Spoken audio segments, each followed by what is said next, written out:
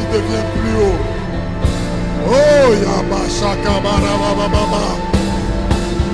Oh, Kindaba Sokoporo Baba Baba. Pataka Shakara Baba. Unabaya Bosokoporo.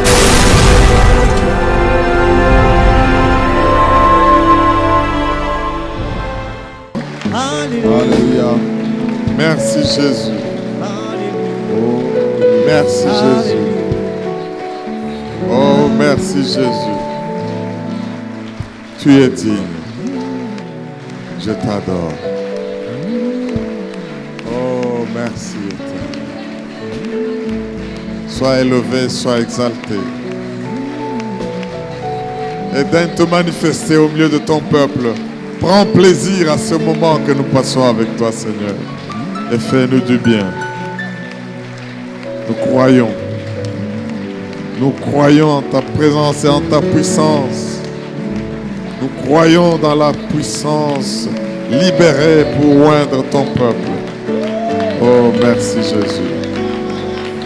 Alléluia, alléluia, alléluia. Et que toute ta puissance se manifeste au milieu de ton peuple au nom de Jésus. Amen. Amen. Vous pouvez bien vous asseoir, bien-aimés. Serrez la main à votre voisin, dites-lui, vous êtes au meilleur endroit et au meilleur moment.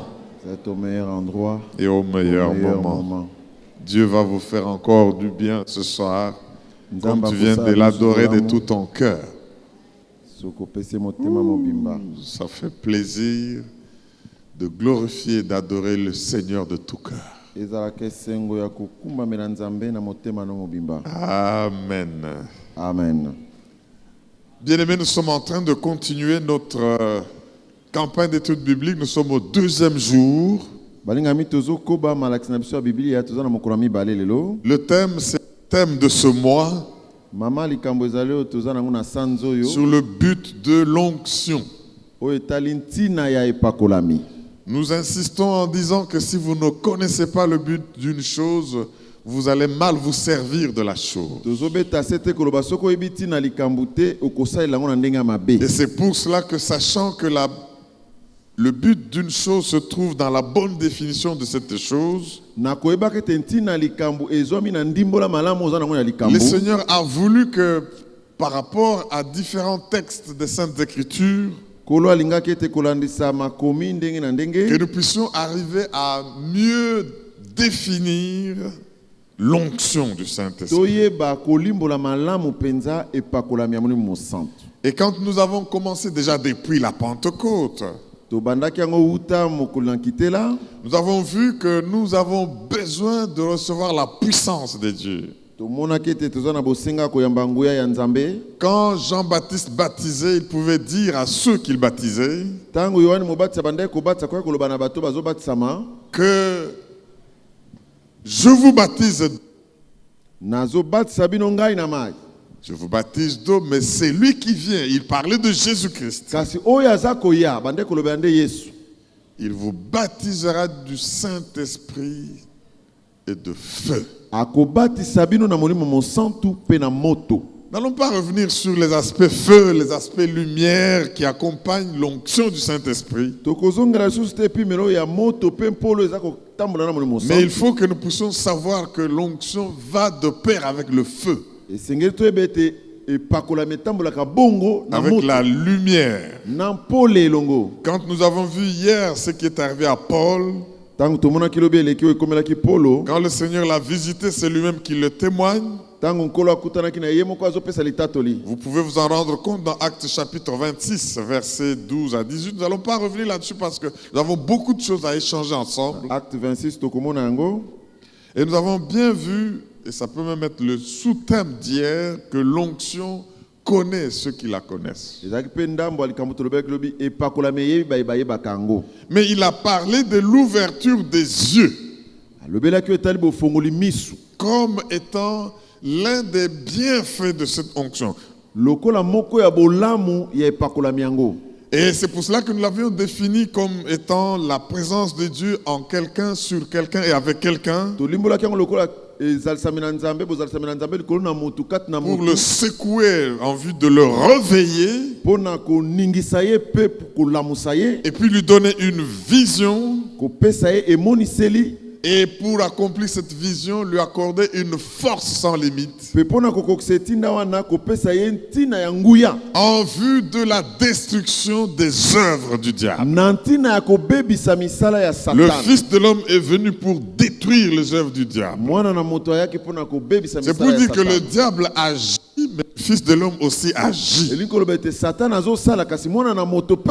diable agit et fait ses œuvres, et celui qui est loin vient pour détruire ses œuvres. Et nous avons vu 5 grandes bénédictions, ayant ainsi compris l'onction, cette puissance de Dieu qui vient ôter le fardeau qui vous fait courber au service du diable. Selon Ésaïe 10, 27. Et qui vient briser, c'est-à-dire le joug explose au point qu'il est irrécupérable pour céder la place à la prospérité. Donc celui qui est sous les forces du diable ne peut pas prospérer. Et tout ce qu'il peut faire qui peut paraître prospérer, ce n'est qu'une illusion. Tu ne peux pas prospérer sous les forces des ténèbres, la magie, la sorcellerie, l'occultisme, toutes ces forces diaboliques, parce que tu ne travailles que pour eux. Mais le jour arrive, le jour de l'onction, où Dieu envoie une puissance, la puissance comme celle de la Pentecôte, pour vous décharger. Si vous êtes là et que vous passez des nuits où vous ne faites que des rêves de ce genre, vous êtes comme quelqu'un sur qui les gens montent pour accomplir leur déplacement de nuit ou de jour. Et même parfois on vous fouette, on vous tape et on vous retape pour que vous puissiez travailler. Cela est un message pour vous montrer que vous êtes à la servitude du diable. Mais quand l'onction du Seigneur vient, parce que ça c'est les œuvres des ténèbres et de l'obscurité, le Seigneur apporte sa lumière. Il y a un des textes que j'aimerais qu'on lise à propos d'ouvrir les yeux. Parce que le Seigneur a dit à Paul, je t'ai donné, je t'ai appelé pour te faire ministre du milieu des païens, afin que tu leur ouvres les yeux pour qu'ils passent des ténèbres à la lumière de la puissance de Satan à Dieu, pour qu'ils reçoivent par la foi en mon nom le pardon des péchés et qu'il ait l'héritage avec les sanctifiés. Ce que je viens de lire, c'est juste le verset 18 de Acte 26.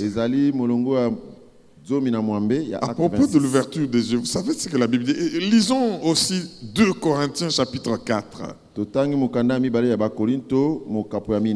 C'est important que tu saches que quand Dieu t'appelle pour t'utiliser et te oindre, c'est pour cet objectif-là, c'est ce but-là. Écoutez ce que la Bible dit. 2 Corinthiens 4, 3 à 4. Si notre évangile est encore voilé, il est voilé pour ceux qui périssent, pour les incrédules, dont le Dieu de ce siècle a aveuglé l'intelligence, afin qu'ils ne vissent pas briller la splendeur de l'évangile de la gloire de Christ, qui est l'image de Dieu. Alléluia. Amen. Donc le diable travaille à l'aveuglement pour que Parce que s'ils sont réveillés, s'ils sont éclairés, soki bato baza ya kolamuka baza na mpole ils vont être sauvés. bakobikisama. Et Matthieu le complète. Allez avec moi dans Matthieu 13, 15 à 16. Matthieu 13. Matthieu 13. Nous sommes en train de voir le but vraiment de l'onction. Et nous trouvons tout cela dans ces détails. Matthieu 13, 15 à 16, la Bible dit, « Car le cœur de ce peuple est devenu insensible. Ils ont endurci leurs oreilles et ils ont fermé leurs yeux. Pourquoi?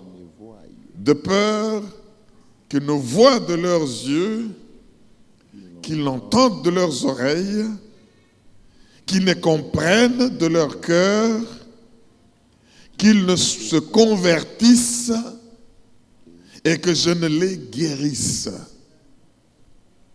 Mais heureux sont vos yeux, parce qu'ils voient. Heureux sont vos oreilles, heureuses, parce qu'elles entendent. » Est-ce que tu peux dire Amen? Amen. C'est un privilège d'avoir la révélation de voir et d'entendre. Parce que c'est en voyant et en entendant qu'on se convertit et qu'on est sauvé. Et c'est en cela que nous comprenons du cœur tout ce qui est bon pour nous. Alors vous comprenez bien, mes frères et sœurs, que le diable travaille à fermer les yeux.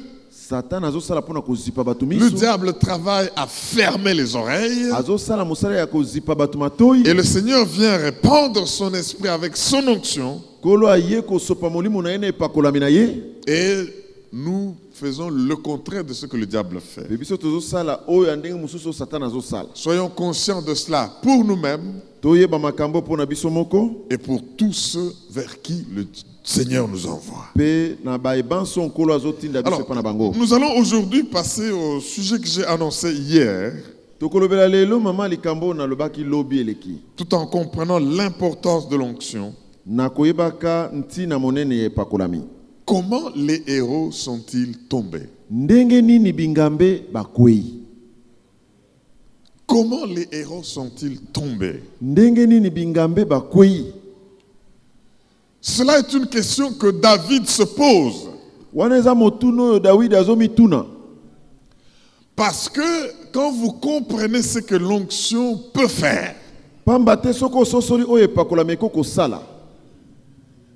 je voudrais, mes frères et sœurs, nous remémorer les différents A de l'onction que nous avons vus. Qui peut nous en rappeler?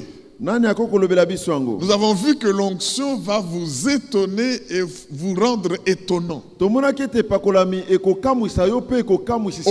que quand vous allez agir sous cette onction, nous avons défini que c'est Dieu avec un homme. Dieu sur un homme.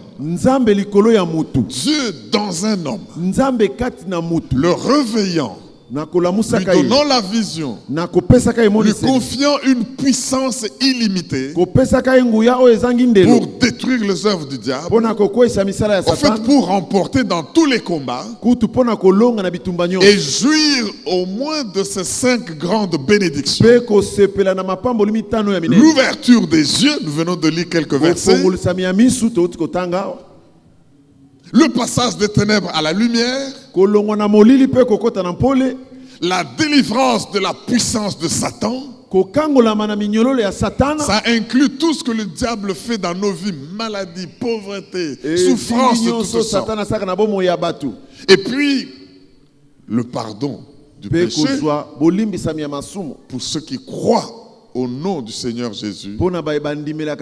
Et cinquièmement, l'héritage, avoir un héritage avec les sanctifiés. Alors maintenant, quand David qui comprend cela, comme étant ce que l'onction apporte, il sait, et moi je sais, vous le savez maintenant, que l'onction va toujours vous étonner et vous rendre étonnant. Et nous avons vu que c'est à cause de quoi? Qui peut me dicter deux?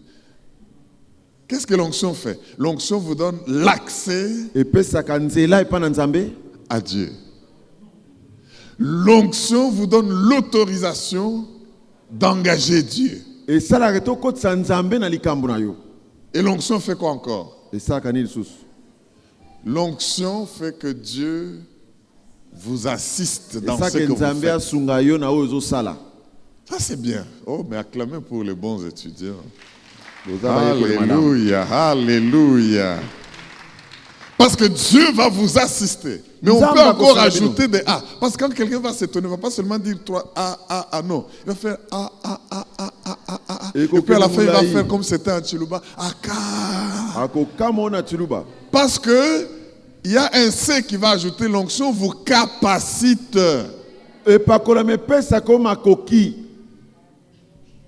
Et quand l'onction vous capacite, il y a beaucoup de A qui peuvent s'ajouter. L'atmosphère change. Vous êtes en fait accrédité par Dieu. Le Seigneur parle à Paul et lui dit, je fais de toi ministre. Auprès des païens du milieu desquels je t'ai choisi et vers lesquels je t'envoie. C'est de l'accréditation du Seigneur. Tu deviens ambassadeur. Et au lieu de dire, oh mais voilà l'homme qui est accrédité, il faut seulement commencer, et puis ça passe. Comme pour dire accrédité. Et quand il arrive avec cette puissance, l'atmosphère change. L'atmosphère change. Bien-aimé, quand l'onction du Seigneur est libérée, comme le jour de la Pentecôte où il s'était baptisé dans le Saint-Esprit, l'environnement change. L'environnement devient comme électrisé. C'est comme si les nuages se concentraient pour faire exploser la gloire de la pluie de Dieu. Alléluia. Amen. Alors avec tout cela, l'onction fait quoi? L'onction vous étonne et l'onction vous rend étonnant. Et le prophète Élie pouvait déclarer à Akab, c'est toi qui troubles Israël, mais on va voir qui est Dieu. Si ce sont tous ces voyants, tous ces Baals, tous ces prophètes, ces Astartés qui sont autour de toi, avec ta femme Jézabel, vous introduisez des choses. Il n'y aura pas de pluie si ce n'est à ma parole. Le ciel écoute, le ciel bloque la pluie. Parce qu'il a engagé Dieu. Et Dieu fait que ce qu'il a dit s'accomplisse. Et c'est encore à sa parole qu'il devait y avoir la pluie. Mais maintenant, David comprenant cela, que l'onction étonne et rend étonnant. Parce que l'onction change l'atmosphère, l'onction fait que l'homme accède à la présence de Dieu. L'onction autorise l'homme à engager Dieu. L'onction vous fait obtenir l'accréditation d'être ministre de Dieu. Et Dieu vous assiste comme il est parlé de Jésus dans Acte 10, 38. Vous savez comment Dieu a oint du Saint-Esprit et de force Jésus de Nazareth, qui allait de lieu en lieu, faisant le bien et guérissant ceux qui étaient sous l'empire du diable, car Dieu était avec lui. Donc l'onction, c'est Dieu avec quelqu'un pour te Mais comment ces gens? Donc quand tu es loin, tu dois être un héros. Est-ce que tu peux dire Amen? Amen. Mais maintenant, il arrive que ces héros tombent. Ah mais ça c'est surprenant. Comment les héros sont-ils tombés? Ouvrons nos Bibles, bien-aimés. Tofongoli Bible na biso balingami. Et lisons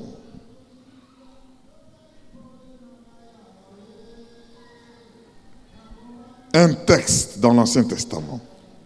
Totangi makomi moko na boyokani ya kala. Allons dans 2 Samuel au chapitre 1er. Samuel ami balé mokapo liboso. Et je vous donne le devoir d'aller augmenter les A de l'onction.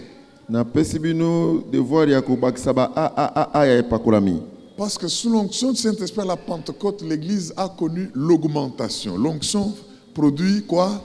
L'augmentation. Epakolami pesaka bo fulukisa me belé.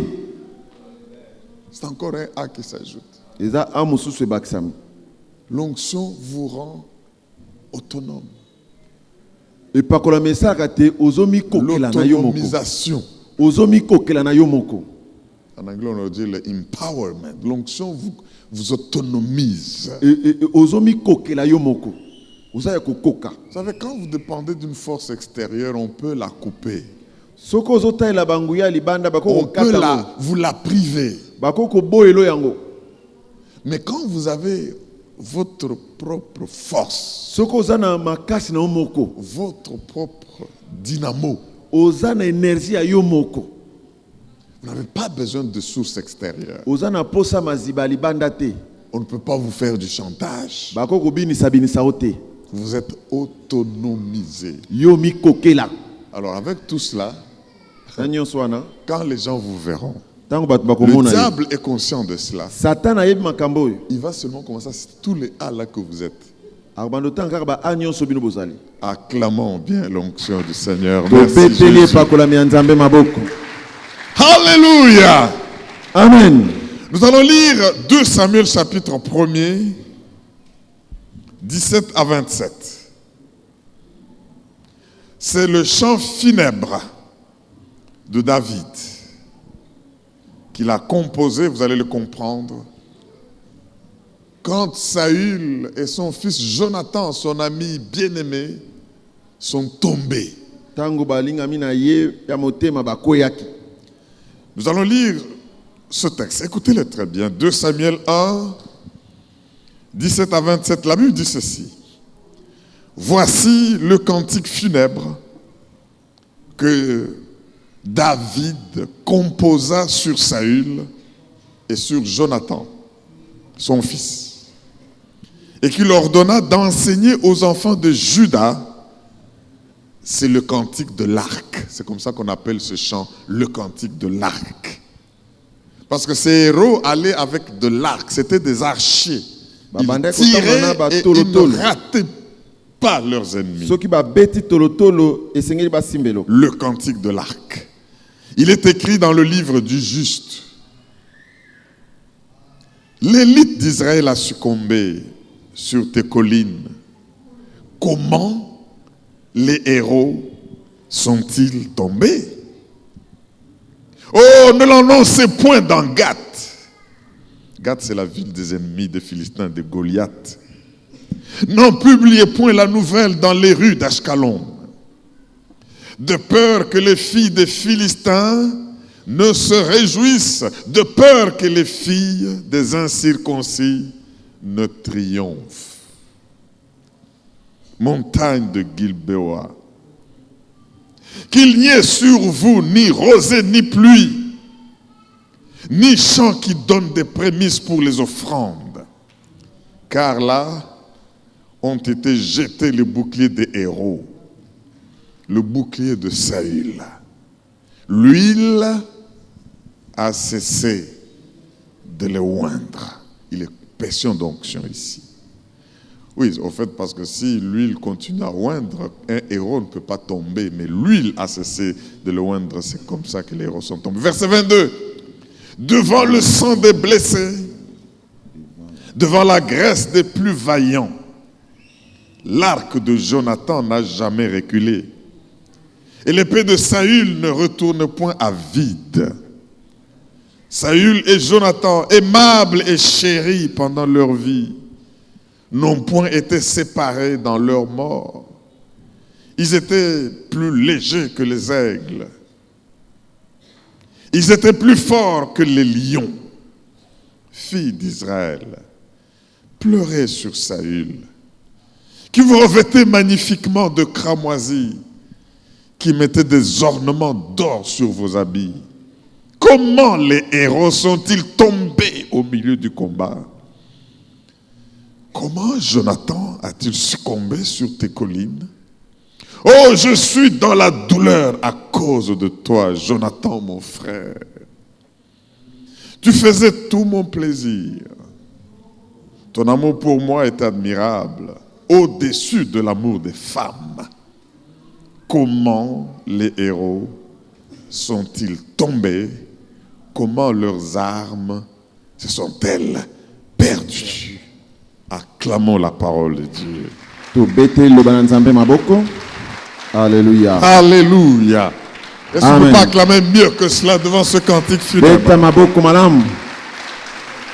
Oh, merci Jésus. Bien-aimés, plusieurs aspects de ce chant funèbre méritent réflexion. Mais si je ne regarde que le verset 20, et même 21, la Bible dit, ne l'annoncez point dans Gath, n'en publiez point la nouvelle dans les rues d'Ashkelon, de peur que les filles de Philistins ne se réjouissent, de peur que les filles des incirconcis triomphent. Montagne de Gilboa, là où ils sont morts, qu'il n'y ait sur vous ni rosée, ni pluie, ni champ qui donne les prémices pour les offrandes.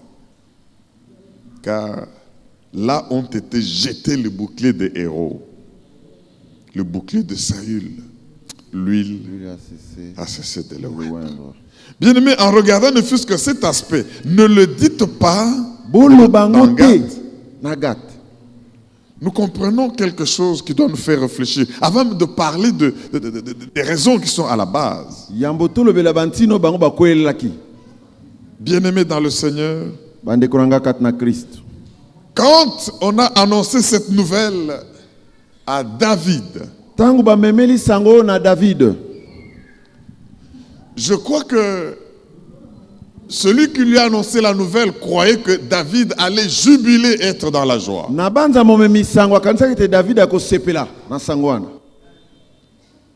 Parce qu'il y avait de bonnes raisons que David soit dans la joie.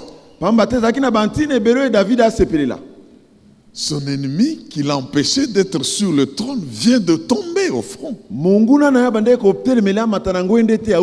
La voie reste vide pour qu'il devienne roi sur Israël.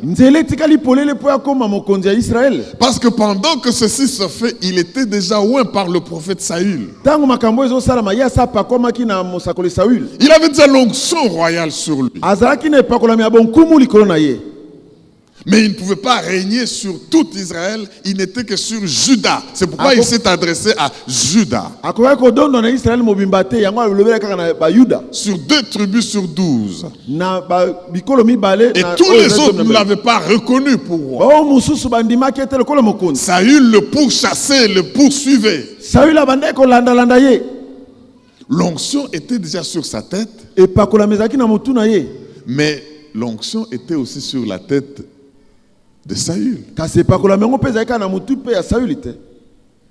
Comment les héros sont-ils tombés? Il y a beaucoup de leçons qu'on peut tirer ici, bien-aimés. À la surprise générale, au lieu de boire du champagne, jubiler, être content que mes ennemis sont morts, comme beaucoup l'auraient fait quand leurs adversaires politiques meurent, David compose ce cantique de l'arc, ce cantique funéraire, et dans lequel il ne reprend aucun point négatif. d'autant de mal que Saül lui avait fait par jalousie, malgré autant de bien que lui avait fait. Il ne reprend rien de tout cela. Saül lui avait privé sa fille qu'il devait épouser. Saül l'avait poursuivi pour vouloir le tuer. David a dû fuir dans les cavernes et partout là-bas. Et il ne revient pas sur tout ça. Mais il ne reprend que les aspects positifs de Saül. C'est lui qui faisait vêtir des filles de Jérusalem, d'Israël, des cramoisis. Il nous montre comment ils étaient chéris toute leur vie. Lui et son fils Jonathan. D'ailleurs, c'est à cette occasion que l'apprenant, la bonne qui gardait Mephibosheth l'a lâché et il est resté perclus des pieds. Mes frères et sœurs, qu'est-ce que nous pouvons tirer comme leçon ici? Et il dit, ne dites pas, n'annoncez pas ça dans Gath. Parce que l'ampleur du désastre d'un peuple fait la joie chez ses ennemis et ses adversaires. Qu'ils ne l'apprennent et qu'ils s'en réjouissent. Et qu'ils triomphent. David savait il le savait déjà. Mais ici, un message est véhiculé, bien-aimé. Nous, en tant que chrétiens, dans le corps de Christ, dans la maison de Dieu, quand celui que nous croyons être notre ennemi tombe même dans le péché, qu'est-ce que nous faisons? Nous le crions sur le toit. Nous le disons aux incirconcis. Ça nous fait un certain plaisir. Et pourtant, de manière générale, quand même un leader tombait, quand un leader aurait commis un forfait, quel plaisir avons-nous d'en être les colporteurs? Parce que quand vous le faites, voilà ce qui arrive. On ne doit pas couvrir le mal. On ne doit pas fermer les yeux sur les forfaits des gens dans la maison de Dieu. Mais qu'avons-nous à le colporter dans Gath? Ne le dites, ils sont morts, c'est vrai. Mais ne le dites pas dans Gath. Il ne faut pas que les filles des Philistins l'entendent. Mais nous sommes souvent les premiers à colporter des choses qui se passent sur les hommes et les femmes servant sur nos frères et sœurs chrétiens, chez les païens. Mais c'est le témoignage de Christ qui en reçoit le coup. C'est le témoignage de l'évangile qui en reçoit le coup. De sorte que vous risquez maintenant d'aller prêcher pour que les gens viennent au Seigneur. Et ils vont se référer à ceux dont vous-même vous êtes des colporteurs. Et les âmes ne sont pas sauvées. David pouvait bien réveiller tout ce qu'il avait contre. Mais il savait que je ne peux pas porter ma main. Même quand il pouvait couper sa tête. Il a dit non. Il a l'onction sur lui. Il a coupé seulement le pan de sa robe pour lui montrer dans la caverne, je pouvais vous tuer, roi Saül. Mais je n'ai pas voulu porter mes mains sur vous. Parce qu'on ne porte pas les mains là où il y a l'onction de Dieu. Quelles que soient les raisons. Si Dieu doit faire vengeance, à lui de faire vengeance. Mais pas à vous-même aller porter la main sur un oint de l'Éternel. Quel que soit le mal qu'il peut avoir fait. Ça, c'est une leçon que David nous donne dans ce cantique funèbre. Ne le déclarez pas dans Gath. De peur que les filles des Philistins triomphe. Nantine te bana na Philisté ba sepela ba dondo. Oh, filles d'Israël, souvenez-vous de ça. Oh, bana bilenga ba sa Israël. Et de Jonathan, qui vous revêtez de cramoisi. Bien-aimés, toutes les personnes contre qui vous avez des choses, ils n'ont pas que de côté négatif. Mais souvent nous fermons les yeux pour ne pas voir le bon côté qu'ils ont. Et nous ne remuons que le mauvais côté. Non, même celui que vous haïssez le plus là, pour qui vous avez de bonnes raisons d'être contre. Si vous fouillez bien, honnêtement, objectivement, vous verrez qu'il a quand même un minimum de bien. Et surtout quand c'est quelqu'un sur qui l'huile est descendue. Comment les héros sont-ils tombés? Eux qui devaient étonner et être étonnants. Selon tout ce que nous venons de voir, et nous apprenons qu'ils sont tombés devant les Philistins. Comment? David pose la question, comment? Eux qui, quand ils partaient, leurs épées ne rentraient pas à vide. Ils ne reculaient pas devant les sangs des blessés. Mais comment sont-ils? Le secret est là. L'huile a cessé de les oindre. Je m'adresse au peuple de Dieu que vous êtes et que je suis. Sachons comprendre comment fonctionne l'onction. Parce que l'onction a des résultats, mais l'onction a aussi des exigences. Le but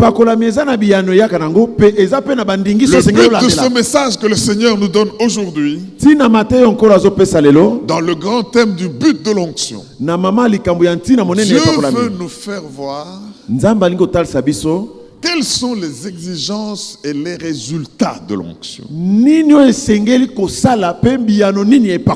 Exigences et résultats de l'onction. Quand cette onction était sur Saül, oh, mais il remportait des victoires. Il remportait des victoires. Quand cette huile était sur Saül, vous vous souvenez, dans la semaine même de la montagne de Pentecôte, on nous a montré que l'onction peut vous transformer en un autre homme. Mais c'est tiré de ce qui est arrivé à Saül.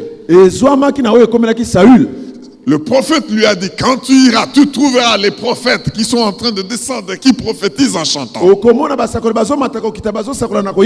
Et puis, l'esprit te saisira. Il te changera en un autre homme. Mais cela parle de Saül. C'est lui qui est ce héros qui vient de tomber. L'esprit à un moment donné l'avait transformé en un autre homme.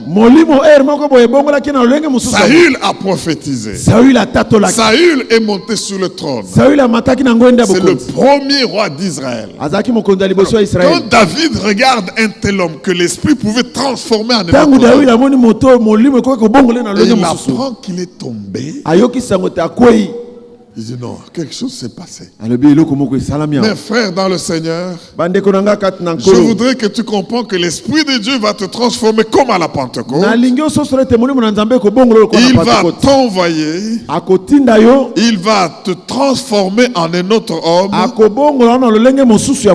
Mais sache une chose, l'onction a des exigences pour obtenir les résultats qui étonnent.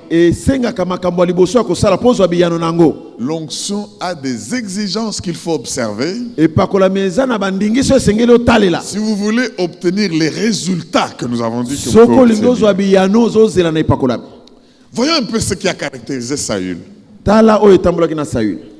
Premièrement, quand vous regardez Saül, fils de Kis, l'homme sur qui la première couronne d'Israël a été posée comme roi.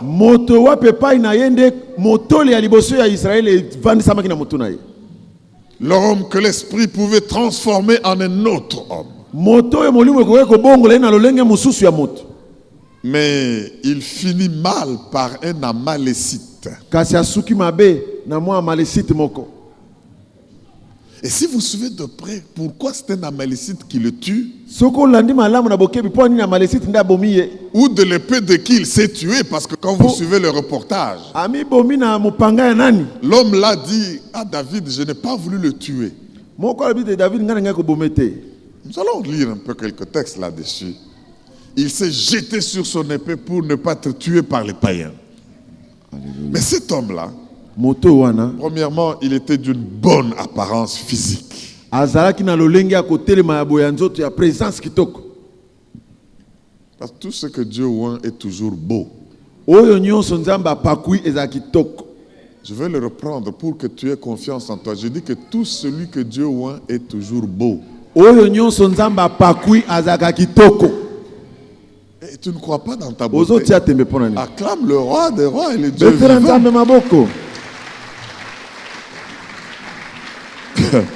Si vous voulez, lisons 1 Samuel 9, verset 2. 1 Samuel 9, 2. La belle apparence physique.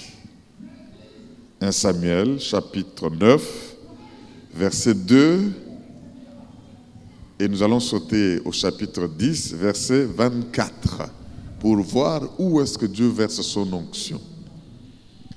Il avait un fils, on parle de Kis, du nom de Saül. Jeune et, comment? Et beau. Plus beau qu'aucun des enfants d'Israël. Et les dépassant tous de la tête, même en taille.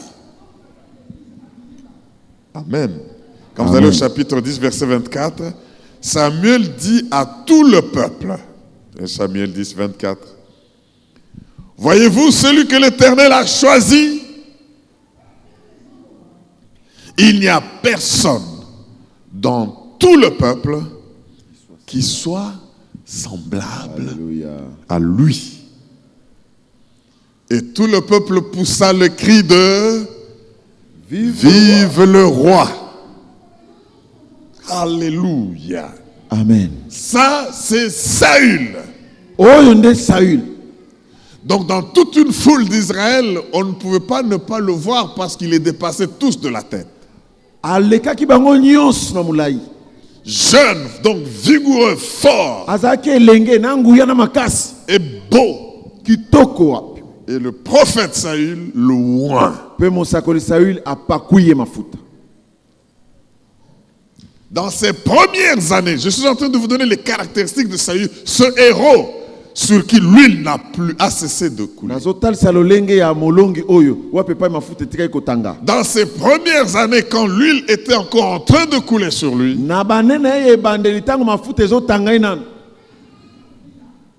il était humble. Et on pouvait lire et voir des circonstances où il a montré son humilité. Il pouvait se cacher derrière des bagages pour ne pas être vu, tellement qu'il ne voulait pas être mis en évidence. Je vais le lire dans Samuel 10, 22.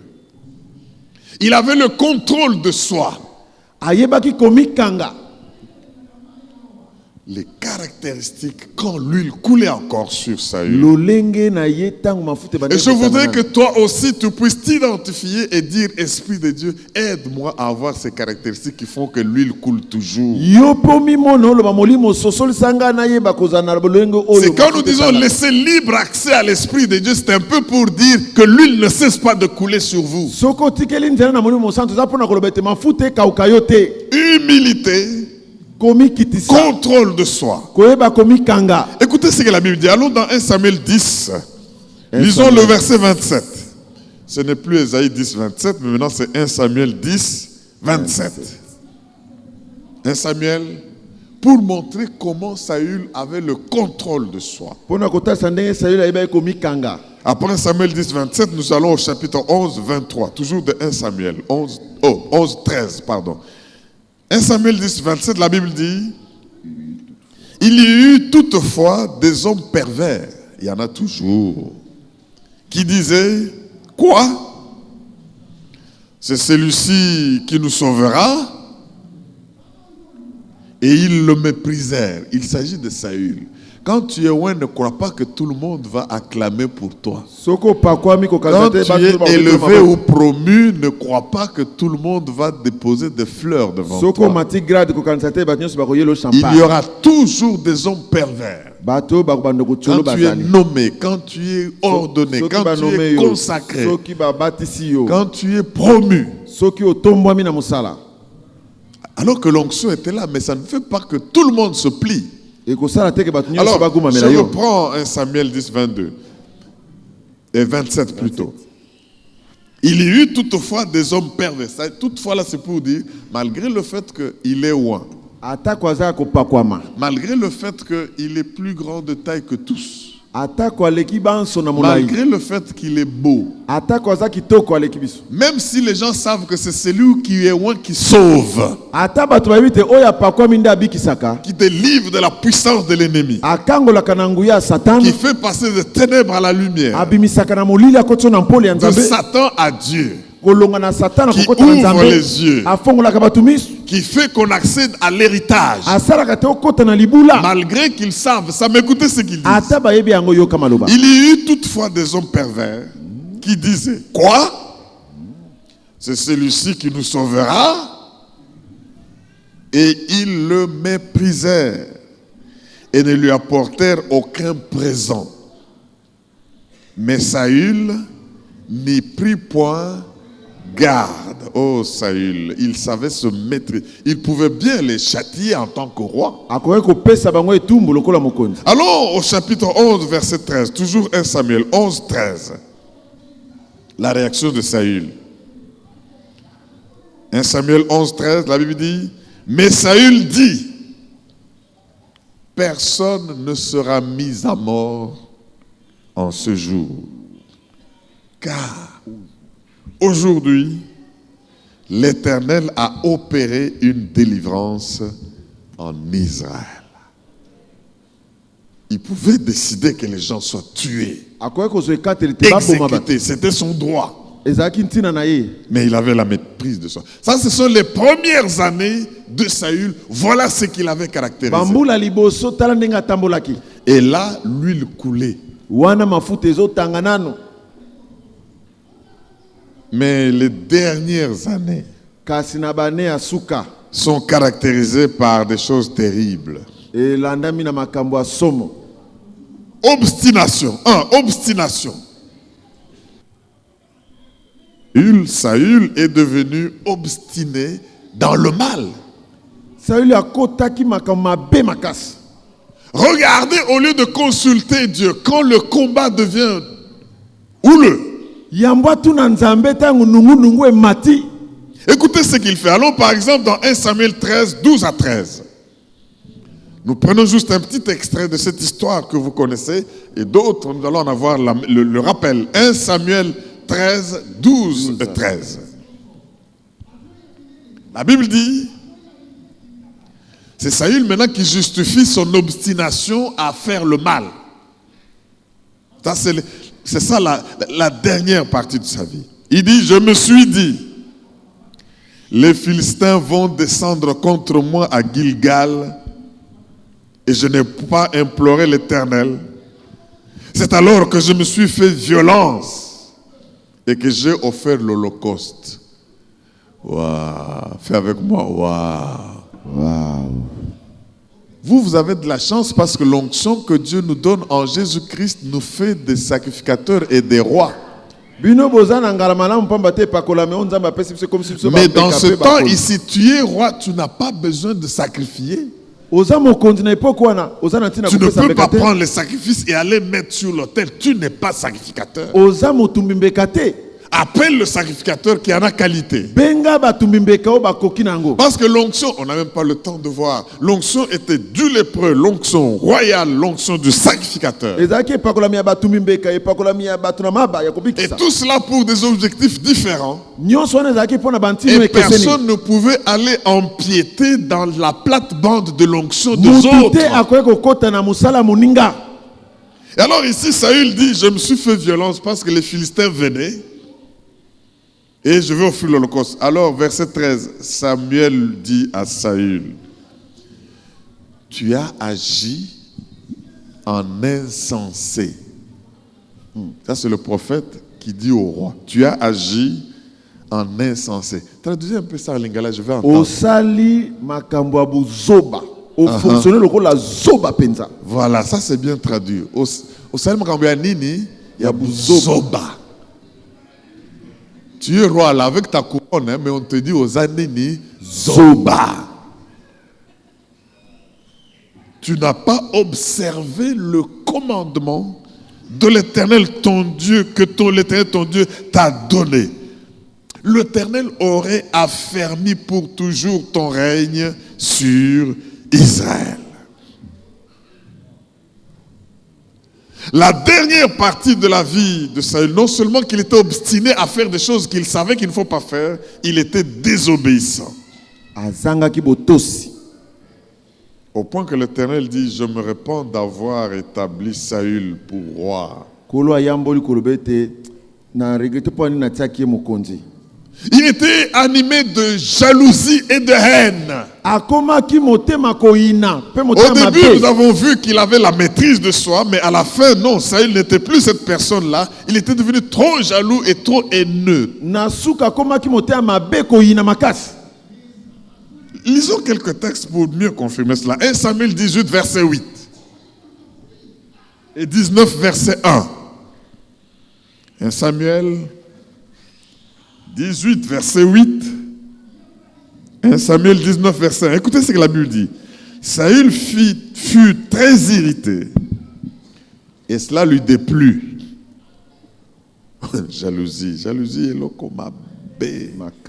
Il dit, on en donne 10 000 à David, et c'est à moi que l'on donne les 1000. Il ne lui manque plus que la royauté. Il ne savait pas que Dieu avait déjà donné la royauté à David. Et quand vous allez au chapitre 19 d'un Samuel, le premier verset, la Bible dit ceci. Saül parla à Jonathan son fils et à tous ses serviteurs de quoi? De faire mourir David. Il a appelé un conseil restreint. Il ne reste que la royauté. Jonathan, tu m'entends? Jonathan Zoland. Vous tous qui êtes autour de moi, je ne veux plus le voir. Tuez-le! Mais quand quelqu'un a la main de Dieu sur lui, il sait toujours comment le faire échapper de là-bas. Est-ce que quelqu'un m'entend pour dire Amen? Amen. Saül était devenu dans la dernière partie de sa vie superstitieux.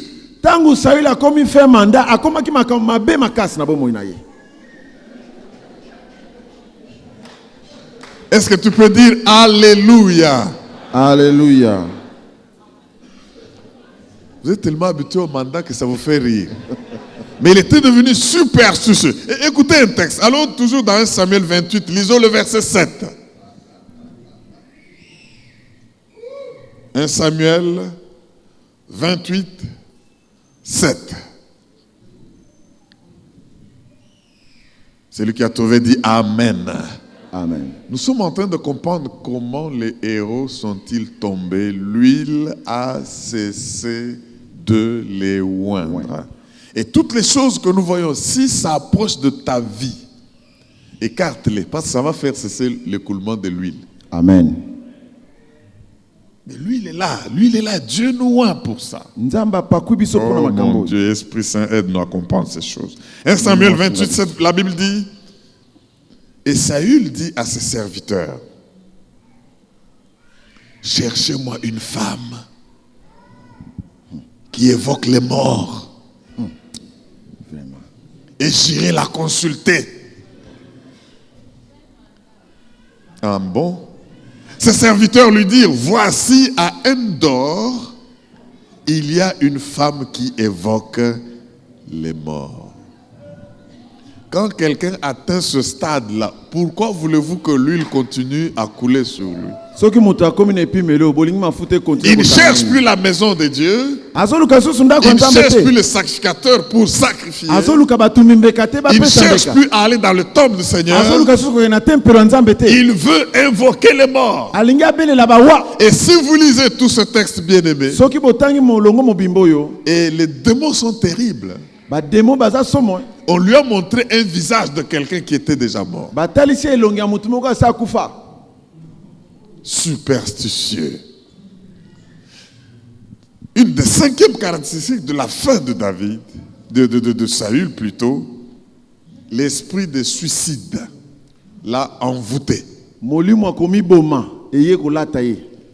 Dites amen, je vous donne un texte. Amen. J'ai dit l'esprit de suicide l'a envoûté. Oh, quand ce genre d'esprit vient sur toi, oublie l'écoulement de l'huile. Parce que l'huile vient pour étonner et pour vous rendre étonnant, mais pas pour vous suicider. 1 Samuel 31, verset 4. 1 Samuel 31, 4. 1 Samuel 31, 4. Écoutez ce que la Bible dit. Saül dit alors à celui qui portait ses armes, tire ton épée et m'en transperce, de peur que ces incirconcis ne viennent me percer et me faire subir leurs outrages. Celui qui portait ses armes ne voulut pas, car il était saisi de crainte. Et qu'est-ce que Saül fait? Comme cet esprit de suicide était sur lui, et Saül prit son épée et se jeta dessus. Vous avez vu comment Saül est mort? La personne n'a pas voulu tirer sur lui. Mais parce qu'il était déjà hanté par l'esprit de suicide. Il dit qu'on ne me prenne même pas comme prisonnier, qu'on ne vienne pas me faire subir des outrages et des tortures. Je préfère mourir. Il prend l'épée. Il se jette dessus. L'épée le transperce. Il meurt. Bien aimé, comment les héros sont-ils tombés? Est-ce que nous pouvons maintenant appliquer cette vie? Il y a là 2 oins. Saül et David. L'un est en train de finir sa vie, mais il a fini mal. Malgré ce beau cantique que David a dû composer pour lui, il a fini mal. Mais la vraie question que nous nous posons, comment les héros sont-ils tombés? C'est pour dire que normalement les oins ne tombent pas sur le champ de bataille. Normalement les oins n'échouent pas. Normalement les oins font peur et on ne leur fait pas peur. Alors, quand j'apprends cette nouvelle, dit David, la vraie raison, parce que leurs épées ne reculaient pas devant le sang. Ils ne rentrent pas à vide. Eux étaient toujours en train de vaincre. L'huile a cessé de couler. Bien aimé, le temps étant ce qu'il est, on va se tenir debout pour prier. Nous allons avancer avec les révélations que Dieu nous a données ce soir. Est-ce qu'il y a même un seul trait qui semble te caractériser dans ce que nous venons de voir?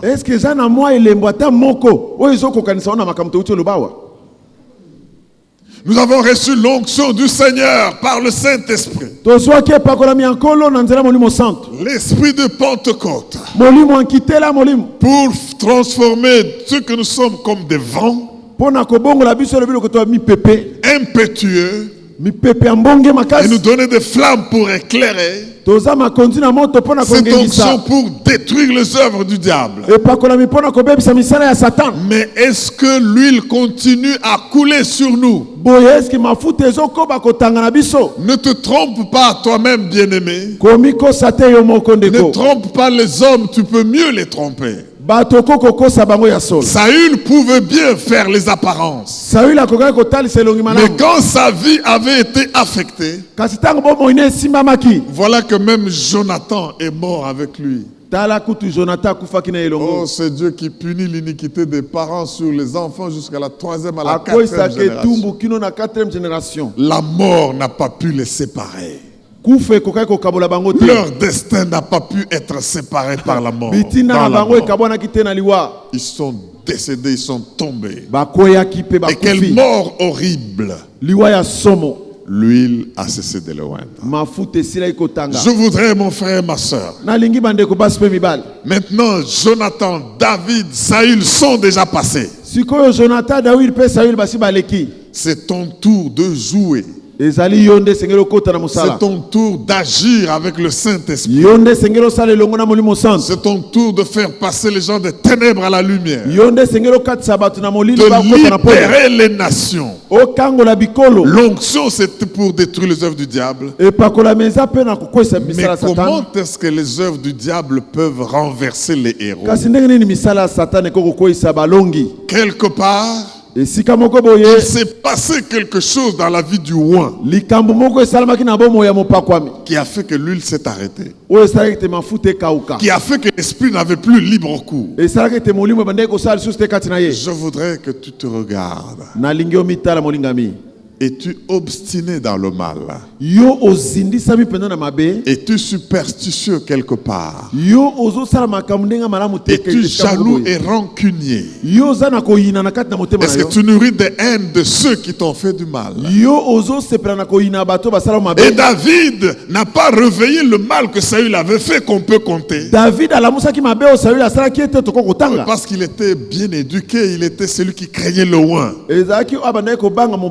Mais à la vérité, Saül avait commencé à ne faire que du mal jusqu'à décider de le faire tuer. Donc dans son cœur, Saül l'avait déjà tué. Sur ses mains, il y avait déjà le sang de David. Parce que si ça ne dépendait que de lui, il l'aurait tué il y a longtemps. Il a tout fait. Depuis ce moment-là, l'huile a cessé de le oindre. Mais vous qui vous confiez au Seigneur, laissez-moi vous dire aujourd'hui, personne de ceux qui vous en veulent ne va vous avoir. Je dis ceci, quand l'huile est en train de couler sur vous, que ça soit au travail, que ça soit dans vos affaires, que ça soit en famille, partout dans la société, votre vie ne dépend de personne. Ils peuvent vous piéger, ils peuvent chercher à vous empoisonner, ils peuvent envoyer des commandos pour vous tuer. Mais quand l'huile est sur quelqu'un, l'Éternel le couvre et le protège. Et je déclare sur vous que l'huile est en train de couler. Alléluia. Ils vous feront la guerre. Amen. Mais ils ne vous vaincront pas. Amen. Parce qu'il y a l'huile sur vous. Alléluia. Je dis parce qu'il y a l'huile sur vous. Alléluia. Par la puissance du Saint-Esprit. Est-ce que tu peux prendre un temps pour dire, Seigneur, que l'huile ne cesse pas de me oindre, que ton huile continue à me oindre. J'ai besoin de l'onction. Que l'huile continue à couler sur moi. L'huile a cessé de le oindre. L'onction coule sur toi. Réclame si tu reconnais un endroit où tu as mal fait les choses. Alléluia. Demande pardon. Que l'huile continue à me oindre. Les 5 bénédictions, là où il y a l'onction, c'est le pardon des péchés et l'héritage avec les sanctifiés.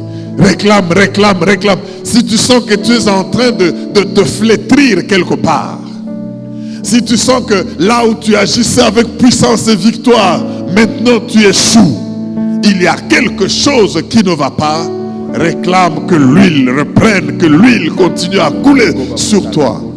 Et tu verras que nul ne peut te toucher et réussir par la puissance du Saint-Esprit. Prie, prie, prie, prie, réclame l'onction et réclame le pardon là où tu as mal agi.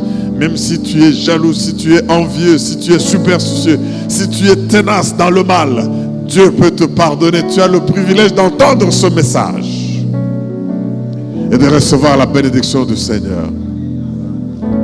Merci Jésus. Comment les héros sont-ils tombés? Comment les héros sont-ils tombés? Comment est-ce que les Philistins ont réussi à mettre la main sur vous?